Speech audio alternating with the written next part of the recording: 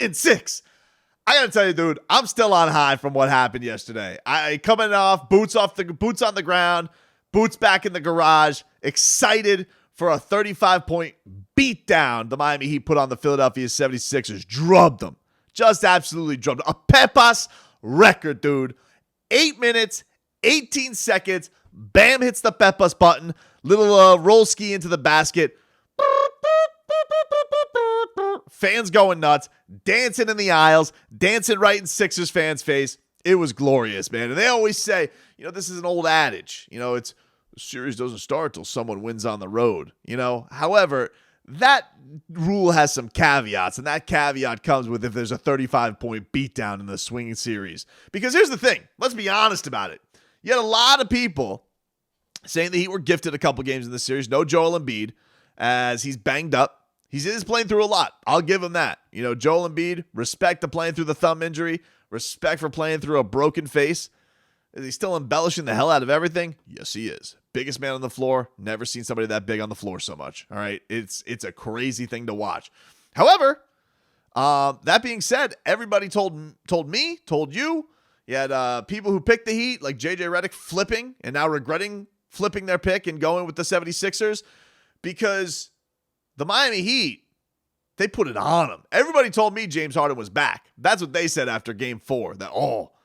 After burying James Harden, then they all come back and say, you know what? We were wrong. James Harden, if he could do this, he got no shot. Here's the thing, though. You probably should have realized that James Harden's shots, fluky as hell. They're hitting a lot of tough, contested shots, end of the shot clock, well-defended possessions. And the Miami Heat, for whatever reason, wide open shots couldn't hit the broadside of a barn. And if they would have just gotten a drip of three-point shooting out of that game, this puppy would have been gentlemen swept. Monocles out, gin drinking. We would have already been moving on to the Eastern Conference Finals. That's where that would have been.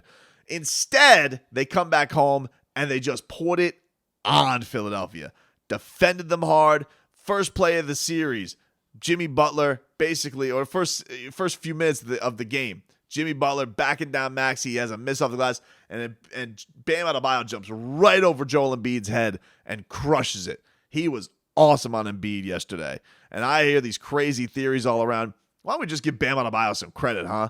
Like, this guy out here has been taking a beating from Heat fans, from NBA fans, from NBA Twitter. Oh, he's scared. Bam is scared of taking on Joel Embiid. It's funny, I don't hear that narrative coming the other way around. How come Joel Embiid's not blowing past Bam Adebayo? Because I only saw Joel Embiid activate one time yesterday, and that was when Dwayne Dedmon was on the floor. That's when he got aggressive. But when Bam was out there, not a peep from the alleged MVP. And I do think that he had an MVP quality season. Maybe you want to say he got robbed. I don't know. We can get into the Charles Barkley dumb theory at another time. But what I do know is that he went up against one of the best defenders in the planet, and we started seeing some of that in the second half of Game 4. And why don't we just acknowledge the fact that maybe Bam Adebayo's got to adjust to having a guy like Joel Embiid in the series too, and that it maybe just took a little bit of getting used to when he's taking on, basically perimeter guys for the first 3 games of this series. So I just think it's interesting. Here's Eric Spoelstra after the game talking about his big man. I really hope the average fan can really take joy in the basketball aficionado, just how complex this series is. You have contrasting styles. And, Bam did so many things that impacted the win. And then you look at his stat line and you're like, all right, now people probably will think like that's just an average game. And that's just absolutely winning basketball. It's the toughest, arguably the toughest cover at that position. And then to anchor our defense, to do multiple schemes all the time while he's in the game, and to be able to handle that and then compete to keep that competitive edge, that really drives us. He's the heart and soul of our team. I just thought it was a great winning basketball game. And he really impacted it with his energy and his discipline and detail on both ends. I just love it. I love the fact that Spo's put him on notice. He's letting you know, hey, what are we doing here? You guys don't if you don't want to open your eyes and see what Bam Adebayo is doing against Joel Embiid, I can't help you. I can't sit there and help you. I'm not here to help you on the test, all right? A lot of testing going on right now all over the state. I can't help you with the standardized testing, all right? Learn you something. Learn you something. It was kind of crazy yesterday because Max Strus got off to an awesome start, and it was good to see. Max Strus had a double-double yesterday. He was tremendous in all facets of the game, rebounding. He was nailing down big shots. He was getting out there on the break. And for a lot of people who were questioning and clamoring for Duncan Robinson, who did get in the game, by the way, yesterday, Max Strus really, really stepped up. And I've been so impressed with what Max and Gabe have been doing in particular because you thrust these two into crazy position of we need you guys to be real contributors on a playoff team. Think about that. Basically, fringe end of the bench guys last year. The year before that, summer league guys. And now they're being asked to do all these big-time things for the Miami Heat and showing up and stepping up in a big-time win. No Kyle Lowry. Kyle Lowry's hurt. Talked about this in another video where I think that Kyle Lowry sitting out the rest of the series would be the smart move. They started that yesterday where Kyle was out yesterday. Miami Herald's reporting they don't think that he may be back for the series. And Max Strus and Gabe Vincent were just so tremendous. PJ Tucker talked a little bit about this after the game, his love for those guys. They've been great, man. Gabe's probably the most selfless dude. I mean, that dude go from starting and playing 30 minutes for months to not subbing in to he's been through it all. He literally has played every position on his team throughout the year and been ready and has the same attitude every day, gives the same effort every day.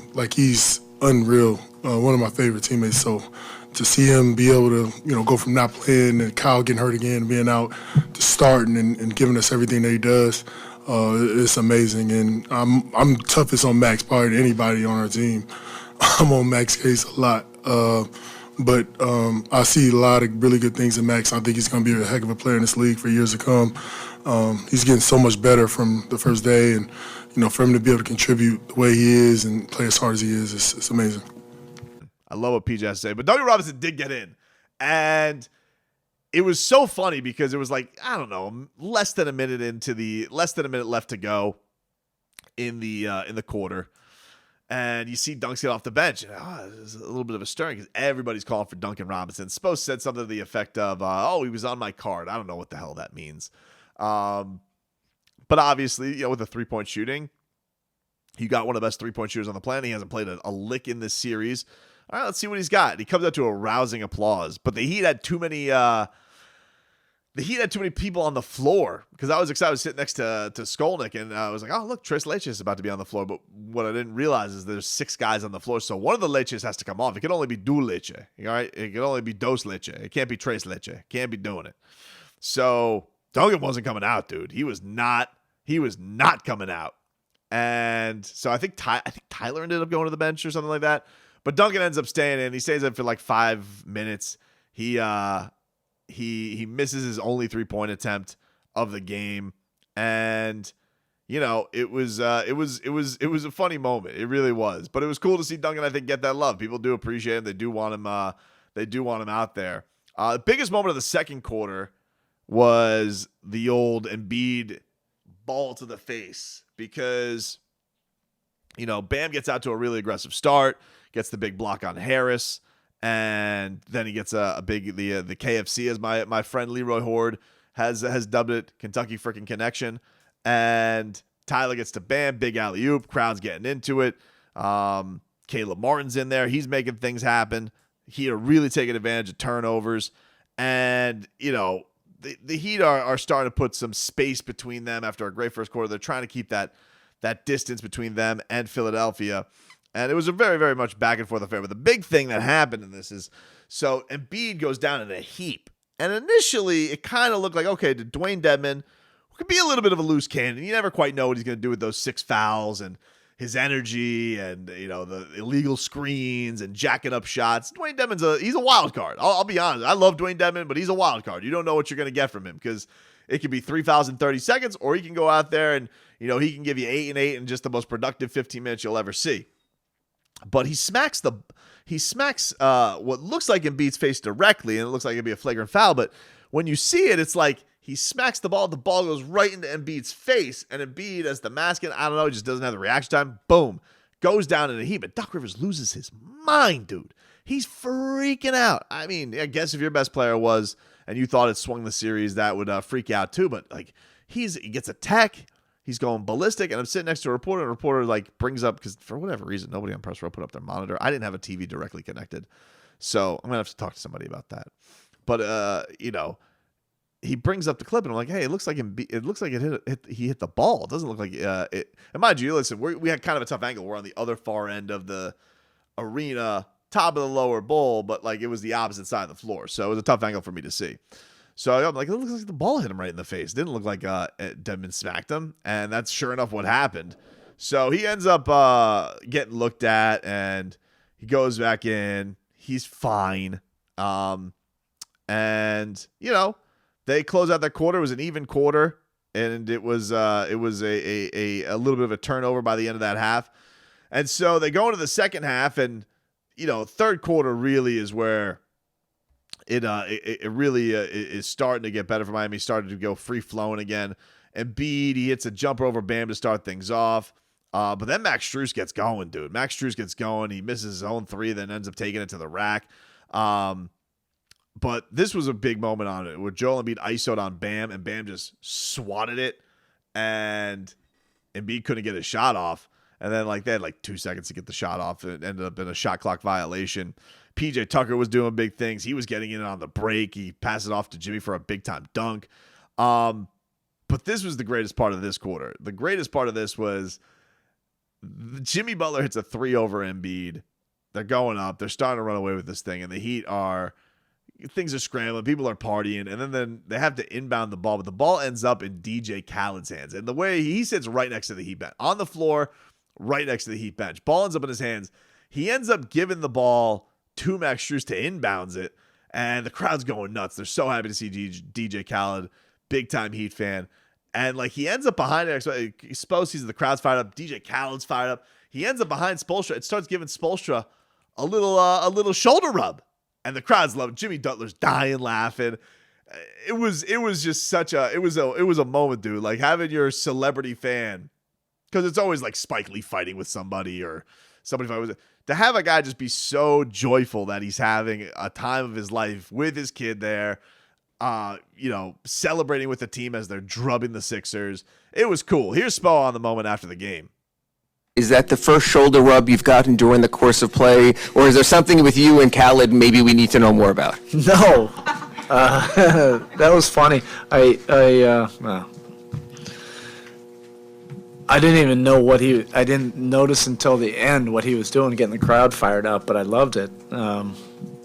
That's awesome, and I was I don't know, humbled to be part of that moment. He's such a great fan there, and I've over the years said hello a few times, but that was the best interaction, and that was genuine. It was cool. Did you know at first when someone was rubbing your shoulders who it was? Yeah, because I saw him at first. I was like, man, who's on the court? And then I saw him getting the crowd going, and I generally don't get involved in that, but that was fun. And here's what Max Strus had to say about it. Max, a lot of cool things have happened to you this year, but in your wildest dreams, did you ever think that DJ Khaled would help you inbound the basketball? I heard the crowd going crazy, and I didn't know what was going on. And then Jimmy was laughing, so I just looked, and I saw he was pumping up the crowd. It was a pretty cool moment, getting to meet him after the game. But like you said, there's just a lot of things that just keep happening to me, and it's pretty special. And that's really where it started feeling like a party.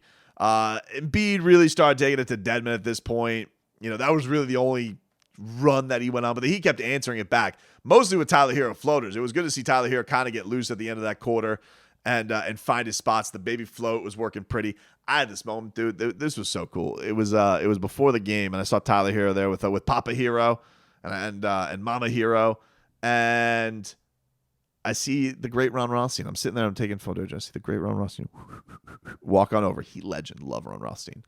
Give me life lessons, on the phone from time to time. The guy's a saint. I love him. And just gives, Tyler a little pep talk. I think Ron was on the radio broadcast yesterday. And just gives a little pep talk to Tyler. And I was like, that's Goosey's galore, dude. That is Goosey's mother bleeping galore. Ron was getting it done. And Tyler really started finding his spots there. Gabe Vincent was also starting to unload.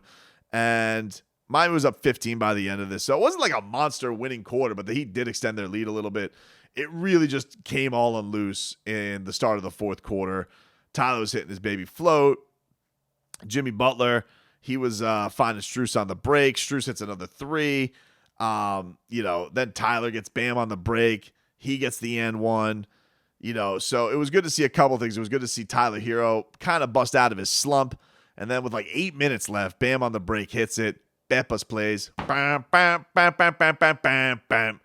And that was all she wrote, dude. That was all she wrote. 3-2, going back to Philly. And I got to think this shook, dude. Because here's the thing. Let's be honest about it.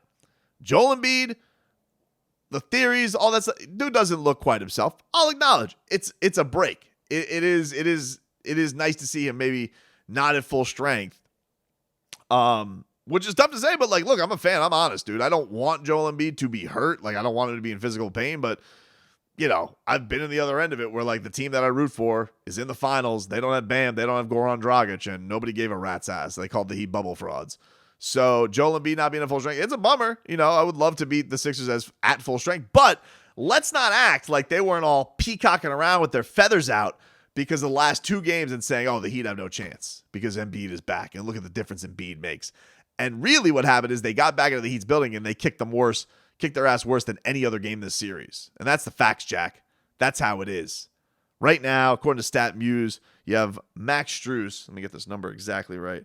Max Strus right now is a plus 119 in the playoffs. That is better than any player in the National Basketball Association. So looking forward to Thursday night as the Heat look to wrap this thing up, move on to the Eastern Conference Finals, and await who will be there between Boston and Milwaukee.